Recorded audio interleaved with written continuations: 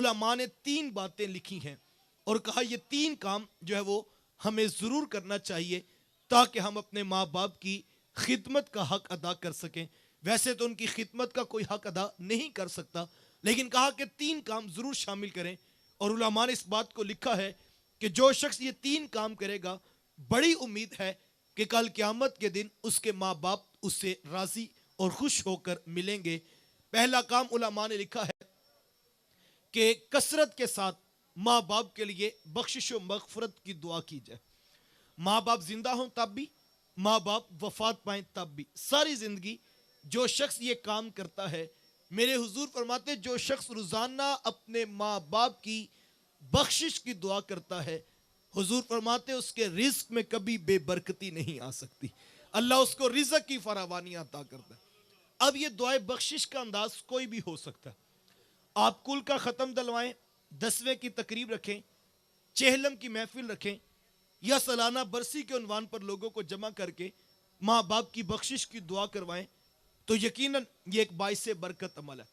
لیکن میں یہ کہتا ہوں کہ اس مصروف ترین دور کے اندر کس کے پاس اتنا وقت ہوگا کہ وہ روزانہ اتنے لوگوں کو جمع کر کے جو ہے وہ ماں باپ کی بخشش کی دعا کا سماع کر سکے. لیکن یہ مشکل ضرور ہے لیکن ناممکن نہیں ہے. جیسے آج کی بھی محفل ہے تو مجھے بتایا گیا کہ یہ بزرگوں کے اصالہ ثواب کے سلسلہ میں بھی منعقد کی گئی، لیکن باہر کیف یہ ایک مشکل کام ہے، یہ روزانہ نہیں ہو سکتا. سینکڑوں لوگوں کو جمع کر کے دعا کروانا یہ یقیناً ایک مشکل کام ہے، لیکن اللہ جن کو توفیق دے وہ کرتے بھی ہیں. اس کی برکت کا اور اس کی اہمیت کا انکار نہیں ہے. تو میں یہ کہتا ہوں اگر آپ بہت کچھ نہ کر سکیں تو آپ ایک کام ضرور کیجئے، آپ کوشش کر کے محنت کر کے 5 وقت کے نمازی بن جائیے. یقین جانیں یہ اتنا خوبصورت عمل ہے، اتنا خوبصورت عمل ہے کہ بیٹے کی کوئی نماز پوری نہیں ہوگی جب تک عرض نہیں کر لے گا ربنا اغفر لی والی والدیا، کہ مالک مجھے بھی بخش دے، میرے ماں باپ کو بھی بخش دے. اور یہ بہترین وظیفہ ہے. ہمارے یہاں ہوتا ہے بعض اوقات اولاد ماں باپ کے ساتھ اچھا سلوک نہیں کرتی تو ماں باپ غصے میں آ کر کہہ دیتے ہیں کہ ہمیں تو یہ بھی نہیں امید کہ ہمارے مرنے کے بعد ان میں سے کوئی آ کے قبر پر دیا بھی جلائے گا کہ نہیں جلائے گا. تو میں یہ کہتا ہوں یہ بات وہ تو سوچے جس نے اپنی اولاد کو جاگیر بانٹی ہے، پلاٹ بانٹے ہیں، کاروبار بانٹا ہے. اس کی اولاد واقعی اس کے پیچھے سے کیا کرے گی؟ وہ بڑا کرے گی، سنگ مرمر سے قبر کو پکا کر دے گی. وہ موٹے حروف کے ساتھ بڑی تختی لگوا کے باپ کا نام نیچے تاریخ وفات لکھوا دے گی. ان کی حالت تو یہ ہوتی ہے کہ باپ کفن میں لپٹا پڑا ہوتا ہے اور وہ اس دن بھی کلف لگے کپڑے پہن کر مدرسے میں فون کرتے ہیں کوئی پڑھا ہوا قرآن ہے تو وہ ہمارے پاس بھیجو. وہ کہتے ہیں اس دن بھی کو 200 روپے بچوں کو دے دیں گے، اس دن بھی خود قرآن کھولنے کے لیے وہ تیار نہیں ہوتا.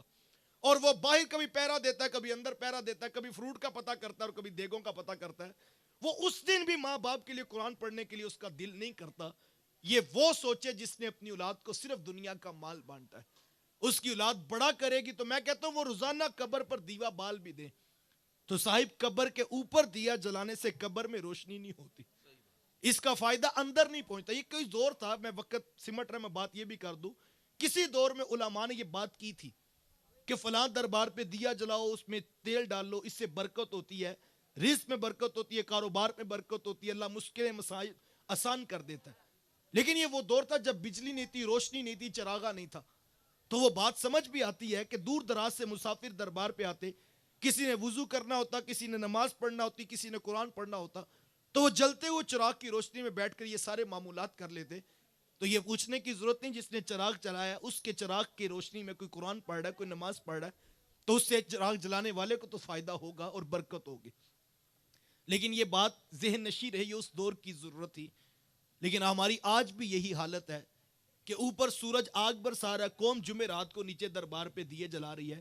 تو صاحب یہ انہی علماء نے جنہوں نے اس دور میں کہا تھا کہ چراغ میں تیل ڈالنے سے برکت ہوتی ہے، انہوں نے ہی فتویٰ دیا ان المبذرین کانوا اخوان الشیاطین، کہ فضول خرچی کرنے والے شیطان کے بھائی ہیں. اب دیا جلانے کی ضرورت نہیں، اب تو یو پی ایس ہے، جنریٹر ہے، بجلی ہے، اب اس کی ضرورت نہیں ہے. لہٰذا ہمیں چیزوں کی حکمت اور فلسفہ ضرور سمجھنا چاہیے. لیکن میں کہتا ہوں اگر قبر کے اوپر دیا جلا بھی دیں تو قبر والے کو ثواب اور فائدہ نہیں ہوگا. یہ وہ سوچے جس نے صرف اپنی اولاد کو دنیا کا مال بانٹا ہے. لیکن جس نے اپنی اولاد کو पंजगाना नमाज की आदत दी है, वो अल्लाह की रहमत से उम्मीद रखे कब्र के ऊपर दिया जले ना जले, जब पुत्र मुसल्ले पे खड़े होंगे कब्र में रोशनियों का जहां आबाद होगा। और ये उसकी कब्र में होगा साहिब जिसने औलाद को जब पंजगाना नमाज की आदत दी होगी। मैं मेरे से फतवा लगाने का मिजाज नहीं, और मैं माफ़ी भी चाहता हूँ आपसे, मैं कमज़ोर शख्स हूँ, लेकिन हमारी हालत ये है, हम बेटों को ये वसीयत तो करते हैं कि बेटा बरादरी को खाना अच्छा खिलाना, मेरा चेहलम बड़ा करना, बरादरी को पता लगे हमारा खाना अच्छा खिलाना। और मियाँ जहाँ इतनी वसीयतें, खाने की टेंशन तुम्हें पड़ी है, और जो जिस नीयत से खिलाता है सारों को पता है, मैं किसी की नीयत पर फतवा नहीं देता। अगर बरादरी को खुश करने के लिए खिलाया जाता है तो शरीयत का फतवा है, कल क़यामत के दिन कहा जाएगा जिनको खुश करने के लिए तूने किया था जा जाके आज उन्हीं से अजर मांग, अल्लाह के हुजूर तेरे लिए कुछ नहीं रखा गया। राजी रब को करना है, तो जहां इतना कुछ चेहलम की वसीयतें कर रहे हो, जहां लाखों के खाने खिलाने की वसीयतें कर रहे हो, और मियाँ वहां पर उंगली पकड़कर अपनी औलाद को मुसल्ले पे भी खड़ा करो। और अगर तुमने औलाद को पंजगाना नमाज की आदत दे दी, मैं कहता हूं हो सकता है तुम्हारा बेटा दुनिया में मसरूफ हो जाए, हो सकता है वो बैरूने मुल्क चला जाए, उसे सारा साल बाप की कब्र पर आने का वक्त ना लगे, हो सकता है ऐसा हो जाए। मैं कहता हूं वो तुम्हारी कब्र पर ना आ सका कोई बात नहीं, उसे आना चाहिए, उसकी अलग बरकत है, लेकिन हो सकता है वो दुनिया से इस तरह मुनहमिक हो कि उसको बाप की कब्र पर हाजिरी का वक्त ना लगे, तो कोई बात नहीं। जैसे ही बेटा दफ्तर की कुर्सी से उठकर वुजू करके मुसल्ला बिछा के नमाज पढ़ेगा, तो उसकी नमाज पूरी नहीं होगी जब तक अर्ज नहीं कर लेगा मालिक मुझे भी बख्श दे, मेरे माँ बाप को भी बख्श दे। हमें इसके ऊपर मेहनत करनी है साहिब, इसके ऊपर जोर दो, इसके ऊपर तवज्जो करो। अपनी आंखों से अगर तुमने अपनी औलाद को पंजगाना नमाज की आदत दे दी, और मैं कहता हूँ मुबारक हो उस शख्स को जिसकी सारी औलाद नमाजी है, जो नोटों के बलबोते पे बड़ा ख़त्म दलवाएगा, तो मैं कहता हूँ वो तो नियत का फतवा है, साल के बाद एक मरतबा दुआ पहुंचेगी। लेकिन जिसकी औलाद पंजगाना नमाज की आदत रखती है, यार उसकी कब्र में तो इसाले सवाब का रश नहीं लगा होगा।